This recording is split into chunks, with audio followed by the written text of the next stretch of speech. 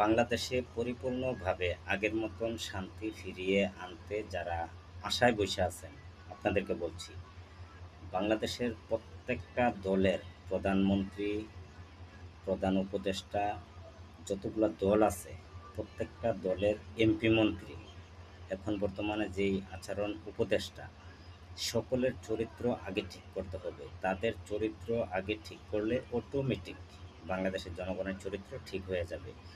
তো বিশেষ করে জনগণ যদি চায় আপনাদেরকে রাখবে, জনগণ চায় না আপনারা থাকতেও পারবেন না। কারণ যারা আপনারা বোল্ড ডিসিশন কিছু কথা বলেন, বোল্ড ডিসিশন নেন, এটা আপনাদের ব্যর্থতা। তো অবশ্যই ভাই, সব কিছু ভুলে গিয়া যে কোনো ডিসিশন নেওয়ার আগে অবশ্যই এই বিষয়টা পাবলিশ করবেন।